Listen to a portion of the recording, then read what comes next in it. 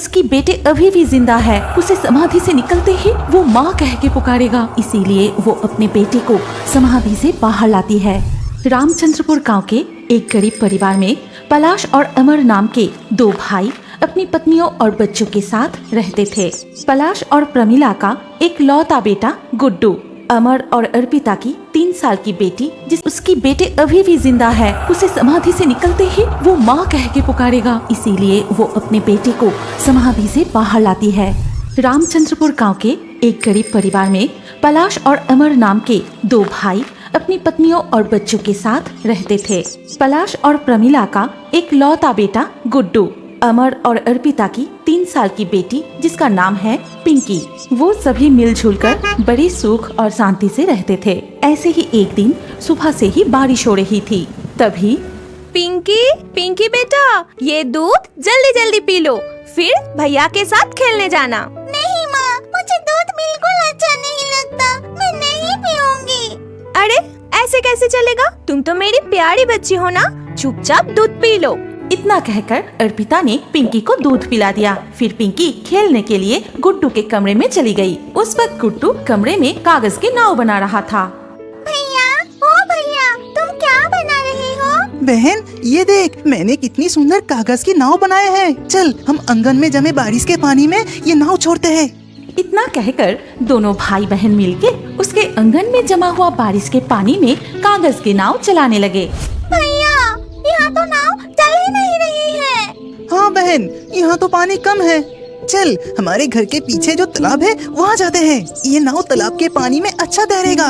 लेकिन भैया, माँ और जिठानी ने देख लिया तो हमें बहुत डांट पड़ेगी। अरे कुछ नहीं होगा, चल ना। इतना कहकर गुड्डू पिंकी को लेकर घर के पीछे वाले तालाब के पास गया और वहाँ पिंकी को किनारे पर रुकने के लिए कह के गुड्डू खुद तालाब के पानी में उतरकर पिंकी से कहा, बहन तू वही खड़ी रहना, इस तरफ बिल्कुल मत आना, नहीं तो गिर जाएगी। तू ऊपर से ही देख मैं कैसे तालाब में नाव को छोड़ रहा हूँ। जैसे ही गुड्डू कागज का नाव तालाब के पानी में छोड़ा, अचानक उसका पैर फिसला। भाई को पानी में डूबते देख बहुत डर गई। भैया, कहाँ चले गए तुम? भैया, बाहर आ जाओ, बाहर क्यों नहीं आ रहे हो तुम? भैया, मुझे बहुत डर लग रहा है, माँ जिठानी मुझे बहुत डांटेगी। भैया बाहर आ जाओ ना भैया, भैया। पिंकी डर के मारे रोते रोते घर की ओर भाग गई और वो गहरे पानी में गिर गया। बचाओ बचाओ बचाओ बचाओ। भैया, तुम्हें क्या हो गया? तुम ऐसा क्यों कर रहे हो? जल्दी से बाहर आ जाओ ना भैया, मुझे बहुत डर लग रहा है। भैया बाहर आ जाओ, भैया ऐसा मत करो। धीरे धीरे करके तालाब के पानी में डूबता चला गया। इधर पिंकी अपने बिना किसी से कुछ कहे वो घर की एक कोने में जाकर छुप जाती है। फिर घंटों बीत गई। बहुत देर से दोनों बच्चों को ना देख अर्पिता बहुत घबरा जाती है। तभी जीजी, तुमने गुड्डू और पिंकी को कहीं देखा है क्या? मैं सुबह उन दोनों को देखा था, दोपहर हो गई, कहाँ चले गए दोनों?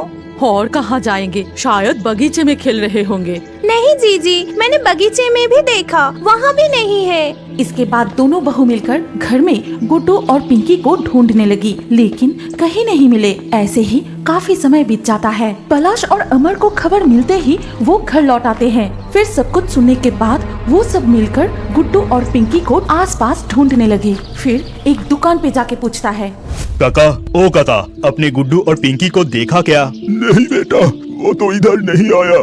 भैया देखो, उधर कुछ बच्चे खेल रहे हैं, चलो उनसे जाके पूछते हैं। इसके बाद वो उन बच्चों के पास गए और वो बच्चे उस वक्त टायर से खेल रहे थे। बच्चों, तुम लोग गुड्डू और पिंकी को देखा? नहीं चाचा, वो आज खेलने नहीं आए। पटाई कह रहा था कि उन्होंने कागज की नाव बना के घर के पीछे वाले तालाब में छोड़ने जा रहा था। ये सुनते ही वो सभी मिलके घर के पीछे वाली तालाब के पास गए और वहाँ जाके उन्होंने जो देखा उससे सबके रोंगटे खड़े हो गए। देखते हैं कि गुड्डू के मृत शरीर तालाब में तैर रहा है। गुड्डू!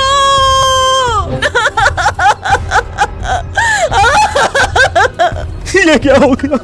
ये क्या हो गया हमारा? ये क्या हो गया? सभी तालाब के किनारे रो पड़ते हैं। रोने की आवाज सुनकर गांव के लोग भी वहां इकट्ठा हो गए और गुड्डू के शव को तालाब के पानी से बाहर निकलकर आंगन में लिटा दिया। गुड्डू आंखें खोल बेटा, उठ बेटा, तुझे कुछ नहीं हुआ, तुझे कुछ नहीं हुआ बेटा। मेरी पुकार से वो जरूर उठेगा, आंख नहीं खुलेगा, देखो अभी उठ जाएगा। उठ बेटा, उठ गुड्डू, उठ जा बेटा, बहुत देर हो गया है, अब खाना खाने चल। उठ जा बेटा, उठ। जी खुद को संभालो, हमारा गुड्डू अब नहीं रहा, वो कभी भी नहीं उठेगा। जी चुप, बिल्कुल चुप, उसे कुछ नहीं हुआ, उसे कुछ नहीं हुआ। तभी गांव के एक आदमी कहता है कि नहीं, हमें और देर करना सही नहीं होगा। शाम होने से पहले हमें सारे क्रियाक्रम कर लेना चाहिए। चलो बच्चे को आप चौबाड़ी की जंगल में ले जाते हैं। फिर गांव के कुछ लोग मिलके गुड्डू के शव को चौबाड़ी के जंगल में ले जाते हैं। उसे कहाँ ले जा रहे हो? मत ले जाओ, मत ले जाओ, उसे कुछ नहीं हुआ है, कुछ नहीं हुआ है, उसे मत ले जाओ। प्रमिला पागलों की तरह रो रही थी। तभी रोने की आवाज सुनकर पिंकी कमरे से बाहर आई। तुम सब भैया को कहाँ ले जा रहे हो? उसे मत ले जाओ भैया, मैं किसके साथ खेलूंगी, मत ले जाओ भैया को। सभी मिलके चौबाड़ी के जंगल में बच्चे का समाधि देने का क्रियाक्रम संपन्न करते हैं। इस चौबाड़ी के जंगल में सिर्फ बच्चे को ही समाधि देने के लिए लाया जाता है। इधर प्रमिला अपने बेटे के गम में रोते ही रहती है। खाना पीना सब कुछ छोड़कर वो बीमार पड़ गया था। कुछ ही दिनों बाद वो भी इस दुनिया को छोड़कर चली गई। इस घटना के बाद उनका परिवार में दुख का अंधकार छा गया। ऐसे ही एक दिन, तुझे कुछ नहीं हुआ बेटा, तुझे कुछ नहीं हुआ, देख तेरी माँ अभी तुझे यहाँ से निकालकर फिर से ठीक कर देगी। देख बेटा, तुझे कुछ नहीं हुआ है, देख। ये कहते ही प्रमिला की आत्मा मिट्टी को हटाने लगी। वो सोचती है कि उसकी बेटे अभी भी जिंदा है। जैसे उसे समाधि से निकलते ही वो माँ कह के पुकारेगा। इसीलिए वो अपने बेटे को समाधि से बाहर लाती है। फिर उसे गोद में उठाए प्यार करने लगी, जोर जोर से पुकारने लगी। लेकिन गुड्डू नहीं जागा।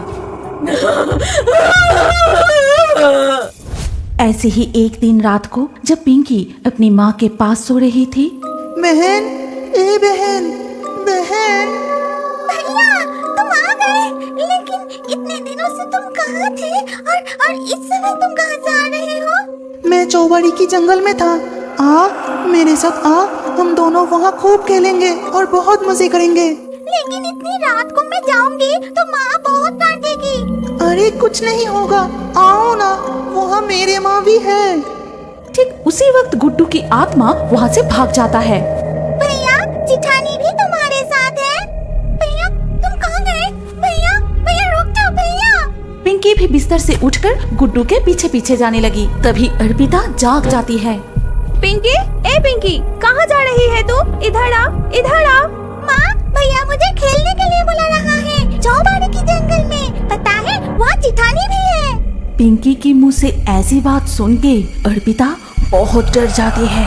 फिर अपनी बेटी को गले लगा लेती है। कोई नहीं है वहाँ, कोई नहीं, तू कहीं नहीं जाएगी, तू हमेशा मेरे पास रहेगी। वो तुझे बहुत प्यार करते थे बेटा, इसीलिए वो तुझे भी बुला रहे हैं। इसके बाद से गांव के लोगों को रात को चौबाड़ी के जंगल में एक माँ और बेटे को घूमते हुए दिखाई देने लगे। कभी वो दोनों रोते हैं तो कभी बेटा अपनी माँ को गले लगाकर जोर जोर से हंसता है। शिवली 6 साल की एक छोटी सी शांत प्यारी लड़की थी। वो पुस्ता गांव में अपनी मामा मामी के साथ रहती थी। पिछले साल एक दिन जब वो अपने माता पिता के साथ पुस्ता गांव में अपने मामा के घर जाने के लिए तैयार हो रहा था। ए जी, तुम तैयार हुए? जल्दी करो। अरे मायके जाने के लिए कितना उतावला हो रही है। चलो चलो, मैं तैयार हूँ। आ शिवली, पापा के हाथ पकड़। इसके बाद वो एक बस में बैठ गए और बस चलने लगे। टिकट टिकट, ए भाया किधर जाना है? पोस्ता गांव, 2 टिकट दीजिए। और बच्चे का टिकट लगेगा? नहीं, बच्चे का नहीं लगेगा, ये लीजिए 2 टिकट। फिर बस तेज गति से चलने लगती है। लेकिन ठीक उसी वक्त अचानक इस दुर्घटना के परिणाम स्वरूप शिवली के जीवन में सबसे बड़ी दुर्घटना घट जाती है। उसने अपने माता पिता को खो दिया और अब अपने मामा मामी के साथ रहती है। हे शिवली, अब तक तेरी झाड़ू लगाना नहीं हुआ? जी मम्मी जी, अभी हो जाएगा। सारे कपड़े अब तक पड़े हुए हैं। जाके तालाब के पानी से धो कर ला। अरे जल्दी से काम कर। शिवली कपड़े लेकर तालाब के घाट पर गई और वहाँ जाके वो सारे कपड़े धोने लगी। ओहो, कितने सारे कपड़े, ये धोते धोते मैं पूरा थक गई। नहीं, मैं जल्दी से काम खत्म कर लेती हूँ, नहीं तो मामी मुझे डांटेगी। घर लौटते समय उसने एक पेड़ देखा जिसमें बहुत सारे शिवली के फूल खिले हुए थे। फिर उसने एक कपड़े की बाल्टी नीचे रख दी। उसे अपनी माँ के साथ बिताए हुए हर पल याद आने लगी। जिस दिन उनके घर के आंगन की शिवली के पेड़ में बहुत सारे शिवली फूल खिले थे, उसी पेड़ के नीचे दोनों बैठे थे। तभी उसकी माँ एक शिवली की हार पहना के बोली थी, तुझे पता है ये शिवली के फूल मुझे बहुत पसंद है और इसीलिए तो तेरी नाम शिवली रखा हूँ। जब पेड़ शिवली फूलों से भर जाती है तब लगता है कि पेड़ को ही गले लगा लूं। और इसीलिए तो मैं अपनी प्यारी बेटी को इस तरह गले लगा के प्यार करती हूँ, ठीक इसी तरह। इसमें कितने सारे शिवली फूल खिले हैं। माँ, तुम कहाँ हो? तुमने कहा था कि तुम्हें शिवली के फूल बहुत पसंद है। देखो पेड़ पर कितने शिवली खिले हैं। आओ ना माँ, कितने दिन हो गए तुम्हें नहीं देखा। आओ ना माँ। माँ। ए शिवली, तू हंसते हुए पेड़ की तरफ क्या देख रही है? उधर तेरी मम्मी जी तुझे बुला रही है। मामी जी बुला रही है। अरे बाप रे, जल्दी चलो मामा। शिवली घर लौटते ही उसकी मामी, अब तक कहाँ थी तू? जरूर तालाब के पानी से खेल रही थी। नहीं नहीं मम्मी जी, मैं तो। मुझसे जबान लड़ा रही है? एकदम चुप रहना। चल भाई को ये पूरा दूध पिला देना, मैं अभी नहा के आती हूँ। जब शिवली अपने भाई को दूध पिलाने के लिए बैठने जाती है, ठीक उसी वक्त उसकी मामा उसे बुलाती है। ओ शिवली, मुझे थोड़ा पानी पिलाना बेटी, मुझे बहुत प्यास लगी है। ठीक है मामा, तुम बैठो, मैं अभी लाती हूँ। ये कह के शिवली घर के अंदर चली जाती है। फिर वो अंदर जाके थोड़ा सा पानी लेकर फिर बाहर आके अपनी मामा को दिया और मामा पानी पीने के बाद बोला, मैं काम पे जा रहा हूँ, जब तक तेरी मामी जी ना आए भाई का ख्याल रखना, ठीक है? मैं चलता हूँ। मामा चले जाने के बाद शिवली अपने भाई के पास जाके देखा भाई सारे दूध गिरा के उस दूध से खेल रहे हैं। ये देखकर नन्ही शिवली बहुत डर गई। तभी उसकी मामी तालाब के घाट से लौटने के बाद सब कुछ देख के कहती है, अरे अरे ये तूने क्या कर दिया? तूने अपने भाई का दूध गिरा दिया। इतना कहकर शिवली की मामी बहुत गुस्सा करने लगी। बता तूने ऐसा क्यों किया? तूने दूध क्यों गिराया? तूने मेरे के बाद उसने बहुत सारी घास काटकर गाय को खिलाने के लिए आई। फिर वो बड़े प्यार से गाय को घास खिलाती है। इसके अलावा वो और भी बहुत सारे काम करती है। फिर भी मामी का गुस्सा। तुम कहाँ हो माँ? मैं तुम्हें क्यों देख नहीं पा रही हूँ? माँ तुम्हें मैं देख नहीं पा रही हूँ। माँ। शिवली, ए शिवली, अरे ओ शिवली। अरे बाप रे, मामी जी इधर ही आ रही है। लेकिन मैं समझ गई माँ कि तुम इधर ही हो। मम्मी जी क्यों बुला रही है वो सुन के ही मैं आ जाऊंगी। तुम यही रहना, कहीं नहीं जाना, मैं जल्दी आ जाऊंगी। इतना कहकर शिवली वहाँ से चली गई। फिर घर लौटते ही उसकी मामी, आजकल तू बहुत उड़ रही है, जब देखो बाहर चली जा रही है। जाके घास काट कर ले आ और गाय को खिला दे। फिर वहाँ से शिवली बिना कुछ बोले घास काटने चली गई। इसके